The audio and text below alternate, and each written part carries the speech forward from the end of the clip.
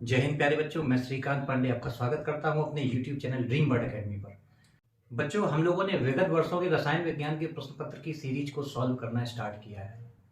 अभी तक हम लोग 2 सेट सन 2022 के सॉल्व कर चुके हैं और अभी जो आज का वीडियो है वो दूसरा पार्ट है तीसरे सेट का।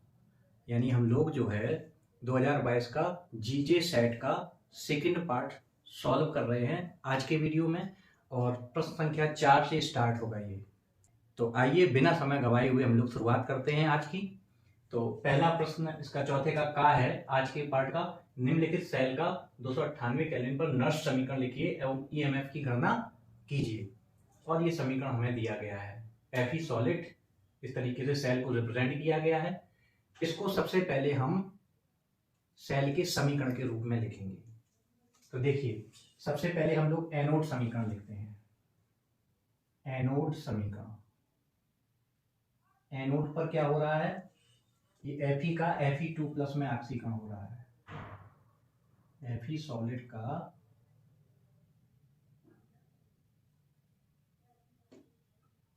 फेरिक आयन में, फेरस आयन में ऑक्सीकरण हो रहा है।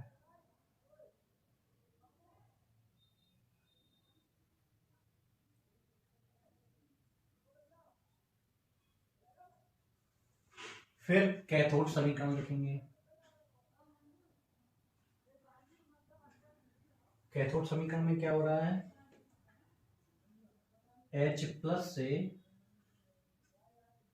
H2 बन रहा है। तो यहाँ पर 2H+ आयन लेंगे और 1 बार इसका 1m दिया गया है, 1 मोल दिया गया है और इसका प्रेशर 1 बार है। इन दोनों में यहाँ पर 2 इलेक्ट्रॉन यहाँ पर आ जाएंगे। यहाँ पर अपचयन की क्रिया हो रही है। कैथोड पर अपचयन की क्रिया होती है और एनोड पर ऑक्सीकरण की क्रिया होती है। इन दोनों समीकरणों को जब हम जोड़ देंगे तो ये देखिए, इलेक्ट्रॉन से इलेक्ट्रॉन कट जाएंगे तो हमारा सेल रिएक्शन हो जाएगा Fe solid 2H+ is equal to Fe2+ plus H2। ये हमारा सेल समीकरण हो गया। अब हमसे पूछा गया है ईएमएफ, सेल का ईएमएफ। तो इससे पहले इन्होंने पूछा है नर्स समीकरण लिखिए, तो हम सेल का नर्स समीकरण लिखेंगे। यानी ईएमएफ जो निकालते हैं वो ई सेल कहलाता है। इसका जो नर्स ने इक्वेशन दिया है E0 cell minus 0.0591/n log base 10 उत्पाद बटे अभिकारक। तो उत्पाद है आपका Fe2+ का एक्टिव मास और H2 divided by H+ into Fe। इसका हो जाएगा स्क्वायर। जो आगे संख्या होती है वो घातों पर चली जाती है। तो देखिए, यहाँ पर जो Fe है वो ठोस अवस्था में है और ठोस अवस्था में सांद्रता 1 मानी जाती है। और जो हाइड्रोजन है इसका प्रेशर 1 बार दिया गया है। सांद्रता आंशिक दाब के समानुपाती होती है तो यहाँ पर 1 बार आ जाएगा। और Fe2+ का मूलर सांद्रण दिया है 0.001 m और H+ यानी हाइड्रोजन आयन सांद्रण दिया है 1 मोल। और n यानी कि इलेक्ट्रॉन्स की संख्या, जो नंबर ऑफ इन्वॉल्व है इलेक्ट्रॉन्स इस सेल रिएक्शन में, वो है 2। तो n की वैल्यू आ जाएगी 2। और साथ ही अब हमें सेल की वैल्यू निकालनी है। सेल का मानक इलेक्ट्रोड विभव ई सेल निकालना है। तो वो होता है ई कैथोड माइनस ई एनोड। तो कैथोड में से एनोड का घटा देंगे तो कैथोड चूंकि हाइड्रोजन है और मानक अवस्था में हाइड्रोजन का इलेक्ट्रोड विभव 0 माना जाता है तो वो 0 हो गया माइनस, और ये दिया गया है -0.44। तो -0.44 इसको हमने रख दिया है तो ये वैल्यू आ जाएगी जाके +0.44। अब ये सारी वैल्यूज हम इसमें रख दे रहे हैं। तो सेल का जो ईएमएफ आएगा ये 0.44 मानक इलेक्ट्रोड विभव हो गया माइनस 0.0591 डिवाइडेड बाई एन की वैल्यू 2 हो गई, लॉग Fe की वैल्यू 0.001 इंटू 1 बार प्रेशर दिया गया है, तो उसको हाइड्रोजन का उसके समानुपाती हो जाएगा आंशिक दाब के सांद्रण, तो उसकी वैल्यू 1 हो गई। और H प्लस आयन का 1 दिया गया है और इसका 1 हो गया। तो यहाँ पर हम इसको जब सॉल्व करेंगे तो 0.44 माइनस 0.0591 डिवाइडेड बाई 2, और इसकी वैल्यू हो जाएगी 10 की पावर -3, तो -3 आगे आ जाएगा और लॉग 10 की वैल्यू हो जाएगी 1, तो इंटू -3 और लॉग 10 की वैल्यू हो जाएगी 1, तो ये हो जाएगा 4.44 0.44 माइनस माइनस प्लस हो जाएगा 0.591 इंटू 3 डिवाइडेड बाई 2, और जब हम इसको सॉल्व कर लेंगे तो इसकी वैल्यू आ जाएगी जाके 0.5235। ये ईएमएफ आ गया सेल का, ये सेल का ईएमएफ आ गया। तो यहाँ से देखिए क्या पूछा गया है, नर्स समीकरण लिखिए। तो ये आपका हो गया नर्स समीकरण सेल के लिए, और पूछा गया है ईएमएफ की गणना कीजिए, तो यहाँ से हमने ईएमएफ की गणना कर ली। इस प्रकार से ये आपका आंसर आ जाएगा। तो प्यारे बच्चों, आप लोग मुझे लगता है कि अच्छी तरीके से आंसर को सॉल्व कर रहे होंगे और पढ़ रहे होंगे। तो अगर आपने पिछले सेट पढ़े हैं GH और GI, तो वो दोनों क्वेश्चन चौथे प्रश्न, जैसे इसमें चौथे का खा पार्ट है, ठीक वहाँ पर भी चौथे के खा पार्ट में सेकंड सेट में यानी कि GI सेट में टिंडल प्रभाव दिया है, हमने पढ़ाया अच्छे तरीके से, और फर्स्ट सेट में विद्युत कण संचलन बताया है। शॉर्ट में आपको बताए दे रहे हैं। जिस प्रकार से कमरे में कोई प्रकाश की किरण आती है तो उसमें देखते हैं कि प्रकाश के मार्ग में चमकते हुए कण दिखाई देते हैं। ये क्या होता है, प्रकाश के कण प्रकाश का प्रकीर्णन कर देते हैं। ठीक इसी तरीके से जब कोलाइडी विलयन में किसी उत्तल लेंस के द्वारा अगर हम प्रकाश डालते हैं तो कोलाइडी कणों के जिस मार्ग से प्रकाश गुजरता है, कोलाइडी विलयन में जिस मार्ग से प्रकाश गुजरता है वहाँ के कण चमकने लगते हैं, वो प्रकाश का प्रकीर्णन कर देते हैं, इसे टिंडल शंकु कहते हैं तथा इस घटना को टिंडल प्रभाव कहते हैं। ठीक दूसरा पार्ट जो है विद्युत कण संचलन, तो वो भी बताया था कि कोलाइडी विलयन में कोलाइडी कणों पर समान आवेश होता है, जिसके कारण जब उन्हें विद्युतीय क्षेत्र में रखा जाता है तो विपरीत आवेश से इलेक्ट्रोड की ओर गति करने लगते हैं। इसको हम विद्युत कण संचलन कहते हैं। ठीक है, अब अगला प्रश्न है एमीन किन्हें कहते हैं। प्राथमिक, द्वितीयक और तृतीयक अमीन को उदाहरण देकर समझाइए। देखिए, किसी एल्केन जैसे CH4 मीथेन है, इसमें से एक हाइड्रोजन को क्या करें, बाहर निकालें और उसके स्थान पर अमीन जोड़ दें, NH2 ग्रुप जोड़ दें, NH2 समूह को हम जोड़ दें तो उसे एमीन कहते हैं।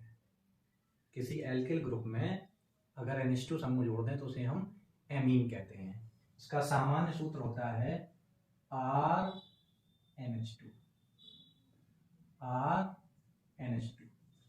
ये एमीन समूह जब किसी एल्केन से हाइड्रोजन के द्वारा हाइड्रोजन के स्थान पर रिप्लेस कर दिया जाता है तो उसे एमीन कहते हैं। अब ये पूछ रहे हैं प्राथमिक अमीन यानी 1 डिग्री अमीन क्या होता है। देखिए, जब एमीन से एक एल्किल समूह जुड़ा होता है तो उसे 1 डिग्री अमीन या प्राथमिक अमीन कहा जाता है। जब केवल एक एल्किल समूह उपस्थित होता है जो कि नाइट्रोजन से डायरेक्टली जुड़ा होता है तो उसे प्राथमिक अमीन या 1 डिग्री अमीन कहते हैं। और जब यहाँ से इस अमीन NH2 से एक और हाइड्रोजन हटा के एक और एल्किल ग्रुप लगा देते हैं RNRH, तो इसको हम कहते हैं 2 डिग्री या द्वितीयक अमीन इसको हम कहते हैं। ये सेकेंडरी अमीन हो गया। और अब तीसरा अपने आप ही आपको समझ में आ गया होगा कि अगर नाइट्रोजन परमाणु की चारों हाइड्रोजन जो है वो एल्किल समूह से रिप्लेस कर दी जाए तो उसे तृतीयक अमीन या 3 डिग्री अमीन कहा जाता है। ये प्राइमरी अमीन हो गया, ये सेकेंडरी अमीन हो गया और ये टर्सरी अमीन हो गया। अब इन्होंने कहा है अमीन क्या होते हैं ये तो पता चल ही गया। जब किसी एल्केन से एक हाइड्रोजन हटाकर उसमें NH2 समूह जोड़ देते हैं तो वह अमीन कहलाता है। या NH2 समूह से जब कोई एल्किल ग्रुप जुड़ा होता है, एल्किल जुड़ा होगा तो एलिफेटिक हो जाएगा और एरिन जुड़ा होगा तो एरोमेटिक हो जाएगा, तो उसे हम अमीन कहते हैं। प्राथमिक अमीन में एक एल्किल समूह या एरिल समूह होता है, द्वितीयक में 2 होते हैं और तृतीयक में 3 होते हैं। इन्होंने कहा है कि एक एक उदाहरण देकर और समझाइए। तो इसका जो है मैथिल हमने जोड़ दिया इसकी जगह पे, मैथिल अमीन। अगर इसके IUPAC नाम की बात करें तो मेथेना अमीन इसका नाम हो जाएगा।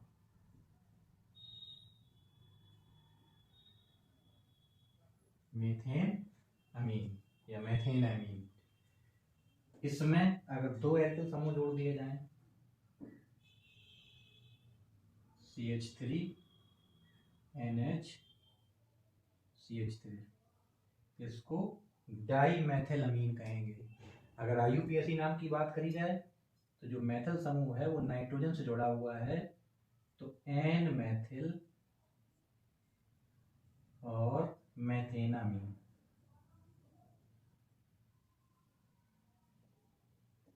इसका नाम हो जाएगा। तीसरा उदाहरण, तीनों हटा दे रहे हैं, मान लीजिए अब यहाँ पर एथिल जोड़ दे रहे हैं C2H5 N C2H5 और तीनों तरफ C2H5 जोड़ दिए तो इसको क्या कहेंगे जाके,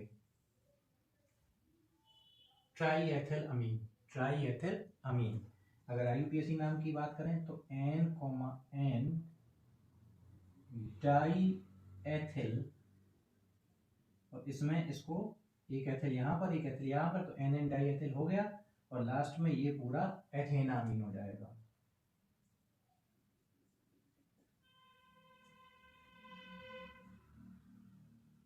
ठीक है। अब है चौथे का घा पार्ट, फेलिंग विलयन क्या है, ग्लूकोज के साथ इसे गर्म करने पर क्या परिवर्तन होता है। तो फेलिंग विलयन फेलिंग A और फेलिंग B का मिश्रण होता है। फेलिंग विलयन जो होता है वो Fehling A plus Fehling B का मिश्रण होता है। तो जो फेलिंग A होता है वो होता है कॉपर सल्फेट का जलीय विलयन। कॉपर सल्फेट का जलीय विलयन फेलिंग A कहलाता है। और फेलिंग B जो होता है वो सोडियम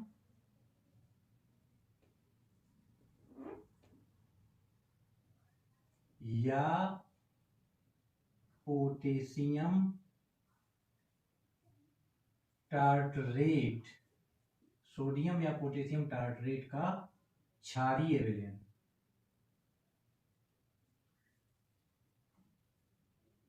फेलिंग B कहलाता है। सोडियम और पोटेशियम टार्टरेट का NaOH के साथ यानी क्षारीय विलयन फेलिंग B कहलाता है। और दोनों को जब मिला दिया जाता है तो हमारा फेलिंग सॉल्यूशन बन जाता है और फेलिंग सॉल्यूशन से हमें प्राप्त होता है मुख्य उत्पाद के रूप में CuO, क्यूप्रस ऑक्साइड। अब इस फेलिंग विलयन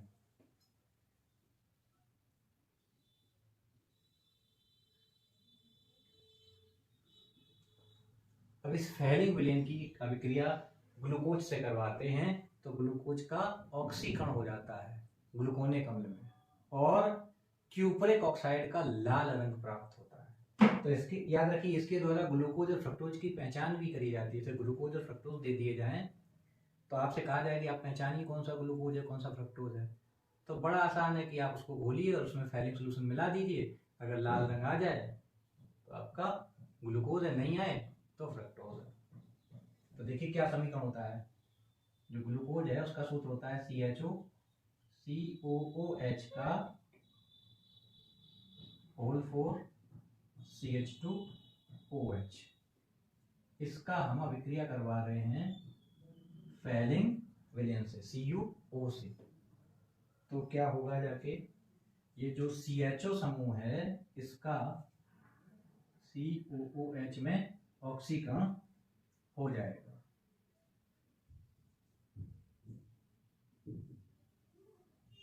इसको हम कहते हैं ग्लूकोनिक अम्ल।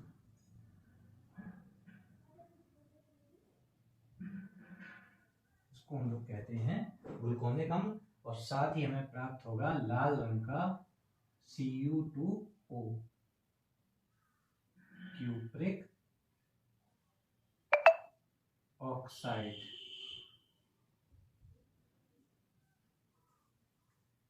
ठीक है। तो देखिए आप मेहनत कर रहे होंगे, आपने सारी पढ़ाई पहले से ही कर रखी होगी, फाइनल में ही तो आप आके सॉल्व कर पाएंगे। हो सकता है कुछ चीज़ें आपको समझ में ना आ रही हो, तो आप एक काम करिएगा, कमेंट सेक्शन में जाइएगा और इतनी चीज़ें जो हमने सेट में जो तीसरा सेट चल रहा है, तीसरा सेट चल रहा है, तीसरे सेट के सेकंड पार्ट तक हम लोग आ गए हैं। तो यहाँ तक अगर आपको कोई विशेष टॉपिक समझ में नहीं आया हो तो आप कमेंट सेक्शन में लिखिए, उसको मैं अलग से वीडियो बनाकर टोटली यानी पूरा एक्सप्लेन कर दूंगा, जिससे आपकी प्रॉब्लम दूर हो जाएगी। ठीक है। तो आप कमेंट करिए और बताइए कौन सी चीज़ आपको समझ में नहीं आ रही। अब है पांचवें का पार्ट। ये 4 अंक के होते हैं। पांचवें प्रश्न जो है 4 अंक के होते हैं।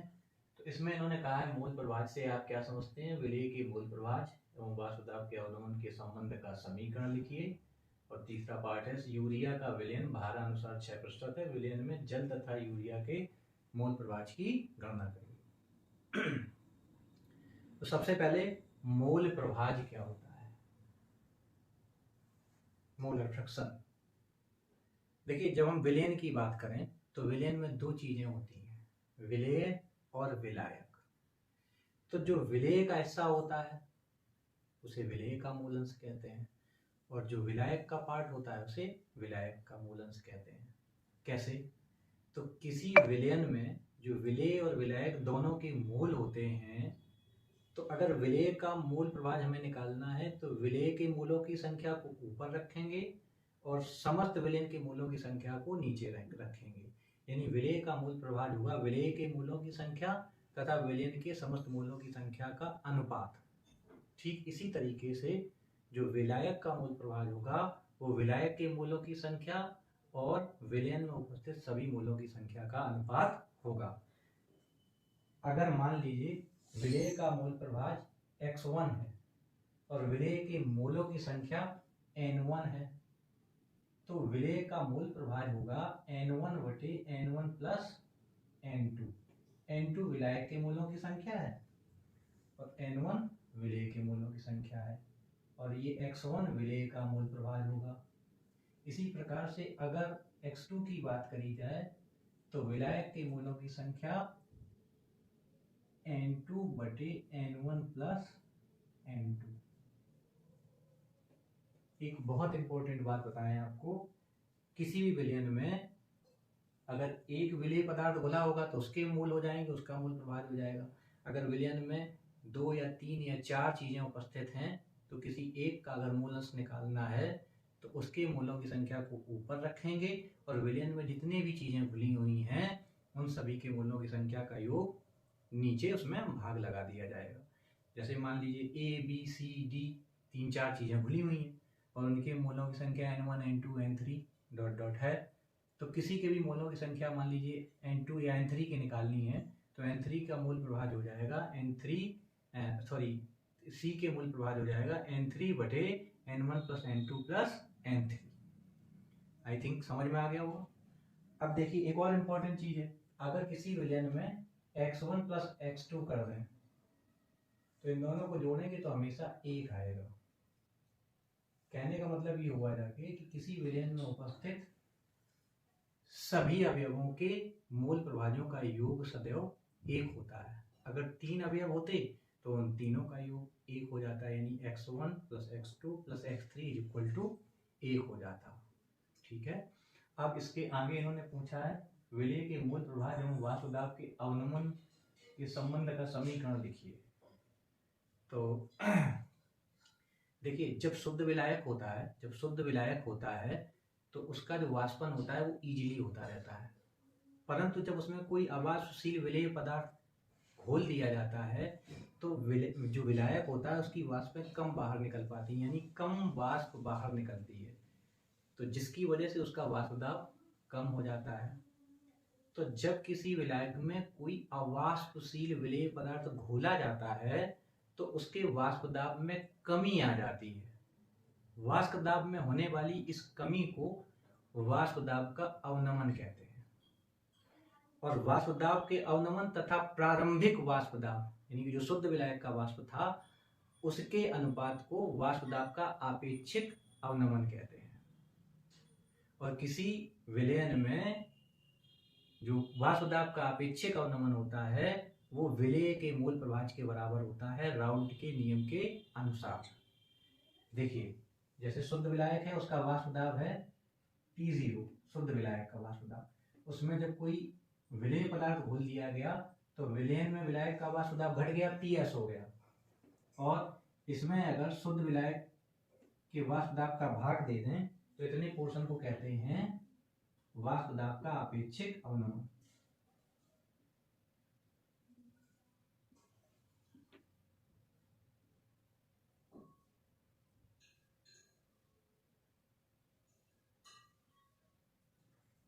वाष्प दाब का आपेक्षिक अवनमन और राउल्ट के नियम के अनुसार ये होता है विलेय के मूल प्रभाज के बराबर। विलेय का मूल प्रभाज x1, यानी अगर इस पूरे फार्मूले को हम लिख दें तो P0 - PS बटे P0 = N1 बटे N1 + N2। ये फार्मूला आपका हो गया वाष्प दाब में अवनमन तथा मूल प्रभाज में संबंध। ये वाष्प दाब का अवनमन हुआ और ये मूल प्रभाज हुआ और ये प्रारंभिक वाष्प दाब हुआ।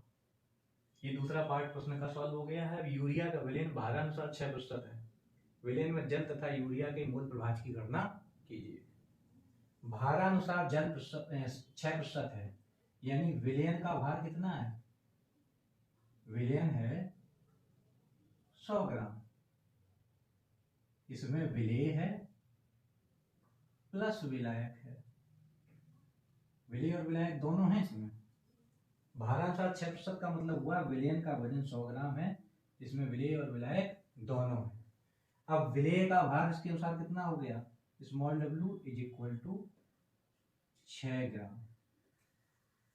और विलायक का भार मान लीजिए कैपिटल W है, वो कितना हो जाएगा? 100 तो विलयन का है और उसमें से 6 चले जाएंगे तो ये 94 ग्राम हुआ जाएगा। अब इनके मूल निकाल लें तो विलेय के मूल N1 = भार बटे अड़भार होता है, तो यूरिया का अड़भार कितना दिया गया है? देखिए 60, तो उसमें भाग लगा देंगे तो 0.1 आ गया। और N2 जल के मूलों की संख्या, तो जल का कितना है? 94 ग्राम। इसमें अड़भार जल का 18 होता है, H का 1 होता है और O का 16 होता है, तो H2O, तो 2 हाइड्रोजन 1 + 1 प्लस ऑक्सीजन का 16 जोड़ के 18 हो गया। 18 पंचे 90 और 18 दूनी 40 हो जाएगा, 18 दूनी 36, 18 दूनी 36, ये मोल आ गए। अब हमें यूरिया और जल के मूल प्रभाज की गणना करनी है। तो यूरिया का मूल प्रभाज, यूरिया का ही पहले निकाल लेते हैं। तो x1 = N1 बटे N1 + N2, वैल्यू रख दीजिए 0.1 बटे 5.22 प्लस 0.1, 0.1 बटे 5.32 1/53.2। अब इसको सॉल्व कर लेंगे तो इसका आंसर आ जाएगा 0.0188। ये यूरिया का मोल प्रभार आ गया। अब हमें x2 निकालना है, तो x2 बराबर इस फॉर्मूला से देखेंगे x1 माइनस x1, ये हो जाएगा आपका जल का मोल प्रभार। तो इसमें 1 माइनस 0.0188, तो 0.9812। तो ये आपका हो गया जल का मोल प्रभार x2 और ये हो गया यूरिया का मोल प्रभार। आई थिंक आपको समझ में आ गया। अब क्वेश्चन है 5वें का खा पार्ट। अभिक्रिया की आणविकता तथा कोटि में अंतर स्पष्ट कीजिए। जैसे कोई रासायनिक अभिक्रिया है, मान लीजिए ये रासायनिक अभिक्रिया है CH3COO C2H5 plus H2O sign of reversible CH3COOH plus C2H5OH। Ethyl acetate के जल अपघटन से एसिटिक अम्ल और एथिल अल्कोहल बनता है। तो ये अभिक्रिया क्या है? तो इस अभिक्रिया में क्या है कि जब किसी अभिक्रिया में जितने अणु एक साथ टकराते हैं, किसी रासायनिक अभिक्रिया में जितने अणु एक साथ टकराते हैं वह उसकी आणविकता होती है। अगर एक अणु है वही अगर अभिक्रिया दे रहा है तो एक अणु का अभिक्रिया हो गई। अगर दो अणु आपस में कोलिजन करेंगे तो दो अणु का अभिक्रिया हो गई। अगर तीन अणु आपस में कोलिजन करेंगे तो तीन अणु का अभिक्रिया हो गई। देखिए किसी भी रासायनिक अभिक्रिया में 3 से अधिक अणुओं के आपस में टकराने की जो संभावना होती है वो बिल्कुल नगण्य होती है, इसलिए आणविकता 3 से अधिक होती भी नहीं। और जो अभिक्रिया की कोटि होती है वह अभिक्रिया में भाग लेने वाले अभिकारक अणुओं की वह संख्या होती है जो अभिक्रिया के वेग को निर्धारित करती है। अभिक्रिया के वेग को अगर एक अणु निर्धारित कर रहा है तो प्रथम कोटि की अभिक्रिया हो गई, दो अणु निर्धारित कर रहे हैं तो द्वितीय कोटि की अभिक्रिया हो गई, तीन अणु निर्धारित कर रहे हैं तो तृतीय कोटि की अभिक्रिया हो गई। तो ये तो आणविकता और कोटि की डेफिनेशन हुई जाके। अब इनमें अंतर की बात करी जाए तो सबसे पहला अंतर ये कि आणविकता सदैव एक पूर्ण संख्या होती है, यानी आधे अणु या ढाई अणु या 1.5 अणु आपस में नहीं टकरा सकते। और अभिक्रिया की जो कोटि होती है वो भिन्नात्मक, धनात्मक, ऋणात्मक कुछ भी हो सकती है। आणविकता कभी ऋणात्मक नहीं हो सकती, ये सदैव धनात्मक होती है। अभिक्रिया की जो आणविकता होती है उसकी क्रिया विधि के आधार पर ज्ञात करी जा सकती है, किसी रासायनिक समीकरण देखकर नहीं ज्ञात कर सकते हैं। जबकि अभिक्रिया की जो कोटि होती है वो स्पेशली प्रयोगों द्वारा निर्धारित करती है, यानी किसी भी रासायनिक अभिक्रिया में कितने अणु भाग ले रहे हैं ये ना तो हम क्रिया विधि के आधार पर निकाल सकते हैं ना ही रासायनिक समीकरण को देखकर निकाल सकते हैं। यह बात रसायन विज्ञान के जो वैज्ञानिक हैं वो लोग प्रैक्टिकल करते हैं और फिर वो बताते हैं कि इस अभिक्रिया की कोटि कितनी है, उसके आधार पर ये ज्ञात करी जाती है। जैसे हमें यहाँ पर जो एग्जाम्पल दिया गया है एथिल एसीटेट के जल अपघटन का, तो इसमें एक अणु ए और एक अणु ये दो अणु आपस में टकराते हैं तभी अभिक्रिया होती है, तो यह अभिक्रिया की आणविकता 2 हो गई जाके। परंतु इसमें जो जल होता है वो अभिक्रिया के वेग को निर्धारित नहीं करता, यानी रेट डिटरमाइनिंग फैक्टर जल नहीं है और ये है ethyl acetate rate determining factor है, यानी एथिल एसीटेट की मात्रा में अगर परिवर्तन करेंगे तो अभिक्रिया के वेग में परिवर्तन होगा। तो इस अभिक्रिया की कोटि 1 हो गई और ये चीज हमें वैज्ञानिकों ने बताई है प्रयोग करके कि ये प्रथम कोटि की अभिक्रिया है। तरीके से अभिक्रिया की कोटि और आणविकता में अंतर हो गया। अब इन्होंने साथ में एक सवाल और दिया गया है कि प्रथम कोटि की अभिक्रिया में 100 सेकंड में पदार्थ की मात्रा आधी रह जाती है, वेग स्थिरांक की गणना कीजिए। होता है प्रथम कोटि के लिए तो वो होता है k बराबर 2.303 बटे t log a minus x, जहाँ t समय है और a प्रारंभिक मात्रा है और ये शेष मात्रा है। प्रारंभिक मात्रा और शेष मात्रा। जब इसकी, अब इन्होंने कहा कि कितने 100 सेकंड में आधी रह जाती है, अर्ध आयु, तो यहाँ पर इन्होंने क्या दिया गया और क्या इन्होंने पूछा है, t बराबर दिया है इन्होंने 100 सेकंड, और प्रारंभिक मात्रा a है, और a माइनस एक्स बराबर कितना हो जाएगा, आधा a/2। शेष मात्रा कितनी रह जाती है, आधी हो जाती है, तो आधी शेष रह जाती है, तो k बराबर हो जाएगा 2.303/100, और a/2 ऊपर आ जाएगा, तो 2.303/100 इंटू log 2 की वैल्यू हो जाएगी 0.301। अब इसको हम सॉल्व करें तो डायरेक्ट भी हम लिख सकते थे 0.693/100, तो 6.93 इंटू 10⁻⁻⁰ -3, ये हो गया प्रथम कोटि की अभिक्रिया का वेग स्थिरांक। तो इसका मात्रक क्या होगा, सेकेंड इनवर्स। तो ये सवाल का आंसर हो गया। यहाँ तक अगर आप हमारी वीडियो को देख रहे हैं, इसका मतलब है कि आपको हमारा अनसॉल्व का सॉल्व करना और ये वीडियो अच्छा लग रहा है, तो प्लीज़ लाइक कर दीजिए और सब्सक्राइब भी कर लीजिए। और अगर आपको अच्छा लग रहा है, इसका मतलब दूसरे दोस्तों के भी काम का है, तो उनको शेयर भी कर दीजिए। अब हम लोग सॉल्व कर रहे हैं। अगला प्रश्न है 5वें का ग पार्ट। कारण देते हुए स्पष्ट कीजिए। सबसे पहले शंकुमण धातु में और इसके अधिकांश यौगिक अनुचुंबकीय है। तो शंकुमण धातु में होती क्या है, आवर्त सारणी में डी ब्लॉक के जो तत्व होते हैं उन्हें शंकुमण धातु में कहते हैं। इसको हम डिटेल में पिछले स्लाइड में बता चुके हैं। अब ये अनुचुंबकीय क्यों होते हैं, क्योंकि जितने भी डी ब्लॉक की धातुएं हैं इन सभी में अयुग्मित इलेक्ट्रॉन उपस्थित होते हैं। अगर किसी भी यौगिक में या किसी तत्व में या किसी आयन में अगर अयुग्मित इलेक्ट्रॉन उपस्थित हैं तो उसका नेचर अनुचुंबकीय होता है, और अगर एक भी अयुग्मित इलेक्ट्रॉन उपस्थित नहीं है तो इसका मतलब उसका नेचर प्रतिचुंबकीय होता है। अगर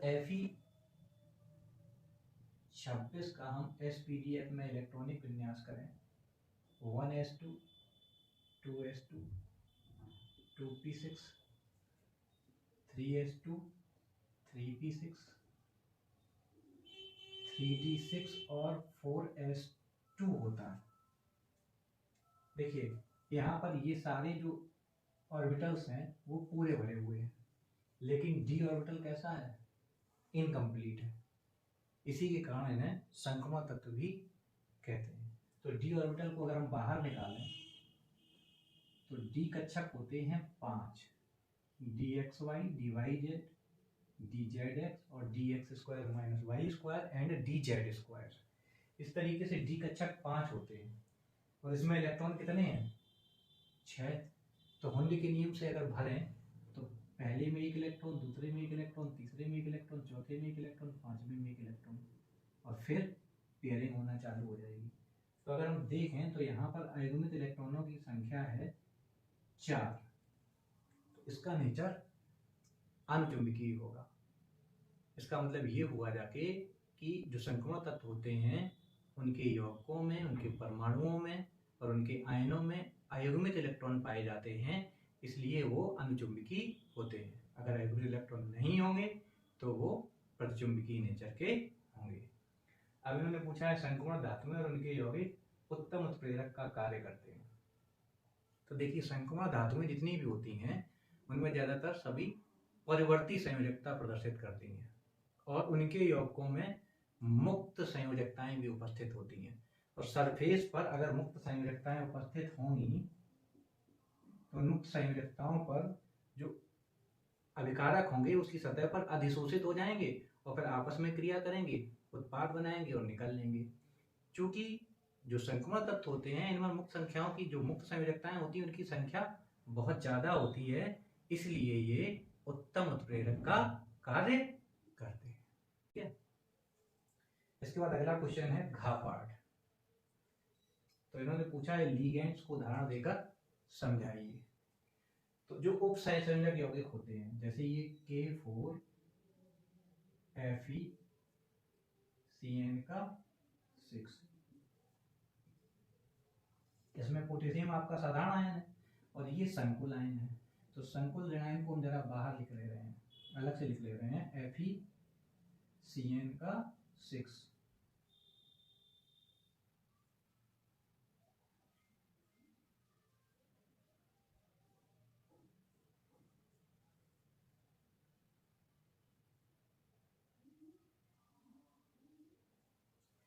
तो जो संकुल आयन होता है उसमें जो केंद्रीय धातु परमाणु होता है उसको इलेक्ट्रॉन युग्म प्रदान किए जाते हैं, क्योंकि उसमें रिक्त d ऑर्बिटल होते हैं, इसलिए वो इलेक्ट्रॉनों को एक्सेप्ट कर लेता है और वो दिए जाते हैं जिस परमाणु के द्वारा या जिस समूह के द्वारा या जिस आयन के द्वारा, उसको हम लिगैंड कहते हैं। यानी कि उपसहसंयोजक यौगिक में जो कोऑर्डिनेशन स्पीसीज होती है उसमें जो स्पेसीज इलेक्ट्रॉन युग्म केंद्रीय धातु आयन को प्रदान करती है उसको हम लिगैंड कहते हैं, इलेक्ट्रॉन युग्म दाता को लिगैंड कहते हैं। और जितने लिगैंड्स होते हैं किसी उपसहसंयोजक यौगिक में वह उसकी उपसहसंयोजन संख्या भी कहलाती है। जैसे इसमें साइनाइड जो आयन है वो लिगैंड है और इसमें साइनाइड आयनों की संख्या चूंकि 6 है तो इसमें उपसहसंयोजन संख्या भी 6 हो जाएगी। ठीक है। अब है घा का सेकेंड पार्ट, संयोजकता आवंत सिद्धांत, वैलेंस बॉन्ड थ्योरी। इसको हम लोग 2 उदाहरणों के द्वारा पढ़ेंगे। देखिए वैलेंस बॉन्ड थ्योरी का काम क्या है, संयुक्ता आवंत सिद्धांत के आधार पर किसी उपसहसंयोजक यौगिक के रंग, उसके चुंबकीय गुण और उसकी संरचना के बारे में हम ज्ञात कर लेते हैं। तो ये कैसे पता चलता है वैलेंस बॉन्ड थ्योरी क्या है, इसको हम लोग 2 उदाहरणों के द्वारा आज समझेंगे। देखिए एक उदाहरण है FeCN का 6 3-, एक ये संकुल आयन है, संकुल ऋण आयन, और ये है FeH2O का होल 6 2+, एक ये संकुल धन आयन। तो इनको देखिए, जो केंद्रीय धातु परमाणु होता है वो संक्रमण तत्व होते हैं, और ये संकुल क्यों बनाते हैं, क्योंकि इनमें रिक्त ऑर्बिटल्स उपस्थित होते हैं। तो जो रिक्त ऑर्बिटल्स उपस्थित होते हैं उन रिक्त ऑर्बिटल्स को जो आने वाले लिगैंड्स होते हैं जो कि इलेक्ट्रॉन युग्म को लेकर आते हैं, इन रिक्त ऑर्बिटलों में वो इलेक्ट्रॉन युग्म समाहित हो जाते हैं और जिसकी वजह से उपसहसंयोजक यौगिक का निर्माण होता है। तो देखिए सबसे पहले हम केंद्रीय परमाणु Fe की इलेक्ट्रॉनिक विन्यास को लिखते हैं। Fe का सामान्य अवस्था में Fe परमाणु का इलेक्ट्रॉनिक विन्यास होगा वायतन कोष का, जैसे कि अभी पिछले वाले क्वेश्चन में हमने किया था 4d6 3d6 एंड 4s2। यहां भी Fe का क्या होगा 3d6 और 4s2। अब जरा हम इसका इलेक्ट्रॉनिक विन्यास करते हैं। यहां पर अब जरा हम इसकी ऑक्सीकरण संख्या निकालते हैं, Fe की ऑक्सीकरण संख्या निकालते हैं। तो यहां पर निकालेंगे जाके तो Fe की ऑक्सीकरण संख्या निकलेगी जाके +3, यानी Fe3+ का इलेक्ट्रॉनिक विन्यास करेंगे तो यहां से इलेक्ट्रॉन निकल जाएंगे 2 और एक यहां से निकल जाएगा, तो 3d5 एंड 4s0। ये इलेक्ट्रॉनिक विन्यास Fe आयन का हो जाएगा। अब यहाँ पर Fe की ऑक्सीकरण संख्या निकालेंगे तो +2 निकलेगी, तो यहाँ पर 3d6 हो जाएगा और 4s0 हो जाएगा। अब जरा हम इसके ऑर्बिटल्स बनाते हैं, इसके ऑर्बिटल स्ट्रक्चर लिखते हैं। तो Fe3+ का होगा d ऑर्बिटल, 3d ऑर्बिटल, 5 होंगे जाके 1 2 3 4 5, ये 3d हुए। यहाँ पर 5 इलेक्ट्रॉन है, 1 2 3 4 5, और इसके बाद है 4s, यहाँ पर एक भी इलेक्ट्रॉन नहीं है, और इसके बाद क्या है 4p है, यहाँ पर भी एक भी इलेक्ट्रॉन नहीं है। अब यहाँ पर जो Cn- आएगा ये लिगैंड आएगा। अब इसका जो पेयरिंग है इलेक्ट्रॉन की, ये डिपेंड करती है आने वाले लिगैंड के ऊपर। अगर आने वाला लिगैंड जो है प्रेबल लिगैंड है, यानी बहुत तेजी से अपने इलेक्ट्रॉनों को प्रदान करता है, तो क्या होगा कि इन इलेक्ट्रॉनों के ऊपर प्रेशर पड़ेगा और इनकी पेयरिंग हो जाएगी, इनकी पेयरिंग हो जाएगी। और क्या होगा कि इस यौगिक में Fe3+ का विन्यास हो जाएगा इस तरीके से, ये S हो गया और ये P हो गया, 1 2 3 4 5। देखिए इसमें जो D इलेक्ट्रॉन है इनका क्या हो जाएगा, इनको वो पेयर्ड कर देगा आने वाला लिगेंड। तो यहाँ पर 2D खाली हो जाएंगे, एक S खाली हो जाएगा और ये P खाली हो जाएंगे। तो आने वाला जो लिगेंड्स है वो कितने हैं, 6 इलेक्ट्रॉन, और एक लिगेंड 2 इलेक्ट्रॉन लेकर आता है। तो अब इसमें तो पेयरिंग हो नहीं पाएगी, जो पेयर लेके आएगा, एक पेयर यहाँ पर जाएगा, एक यहाँ पर जाएगा, एक यहाँ पर जाएगा, एक यहाँ पर, एक यहाँ पर, एक यहाँ पर। तो ये देखिए इस तरीके से इसका ये ऑर्बिटल्स आपस में मिल जाएंगे, तो 2D मिलेंगे जाके और एक S मिलेगा और 3 P मिलेंगे। तो इसका संकरण हो जाएगा D2sp3, D2sp3। इसको कहते हैं निम्न चक्रण संकर या अंतः ऑर्बिटल संकर। तो ये निम्न ऑर्बिटल संकर है, तो ये निम्न चक्रण संकर या अंतः ऑर्बिटल संकर हो गया। अब देखिए इसमें अयुग्मित इलेक्ट्रॉन है यौगिक में, इसमें एक अयुग्मित इलेक्ट्रॉन है, तो इसका नेचर कैसा होगा, अनुचुंबकीय होगा। देखिए अगर एक भी अयुग्मित इलेक्ट्रॉन है तो नेचर अनुचुंबकीय होगा, और अगर अयुग्मित इलेक्ट्रॉन है तो कैसा होगा, रंगीन भी होगा। और इसकी संरचना कैसी होगी, D2sp3 की संरचना होती है अष्टफलकीय। अब इसको देखें, ये तो प्रबल लिगैंड था, ये दुर्बल लिगैंड है। इसका भी सेम उसी तरीके से अगर हम Fe का बनाएं, Fe3+ का, तो ये हो गया 3D, ये 4S और ये 4P। तो इसमें 1 2 3 4, 1 2 3 4 5 6,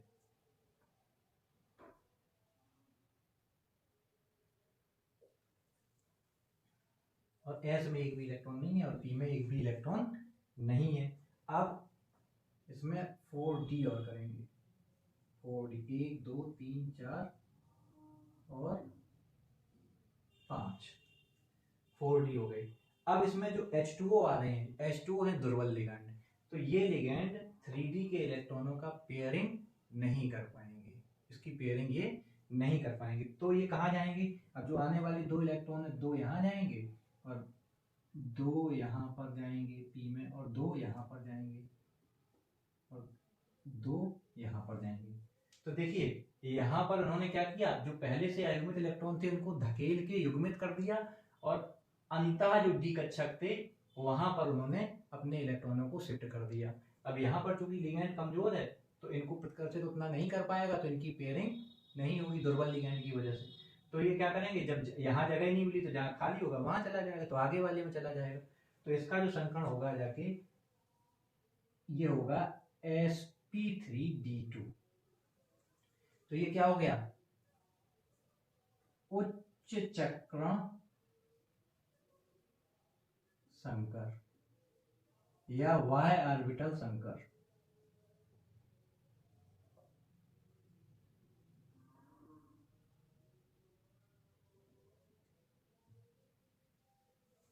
अब देखिए यहाँ भी अयुग्मित इलेक्ट्रॉन है, कितने हैं, 4। तो इसमें 4 अयुग्मित, एक बात और, जितने ज्यादा अयुग्मित इलेक्ट्रॉन होंगे अनुचुंबकीय नेचर उतना ही अधिक होगा। तो ये भी कैसा होगा, अनुचुंबकीय होगा जाके, और इसकी आकृति भी अष्टफलकीय होगी। अष्ट फल की आकृति होगी, और इसका जो रंग होगा, इसमें भी अयुग्मित इलेक्ट्रॉन है तो ये भी रंगीन होगा जाके। तो ये वैलेंस बॉन्ड थ्योरी से हमें पता चलता है कि उसमें जो है कैसी उसकी आकृति है, कैसा उसका नेचर है, अंचुम्बकी है, प्रचुम्बकी है, अथवा कैसे उसके रंग है।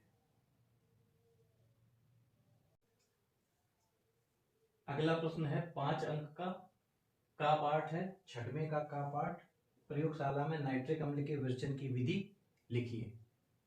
तो प्रयोगशाला में जो नाइट्रिक अम्ल होता है वो चिली साल्टपीटर की सल्फ्यूरिक अम्ल से अभिक्रिया करके बनाया जाता है। चिली साल्टपीटर में पोटेशियम नाइट्रेट और सोडियम नाइट्रेट पाए जाते हैं।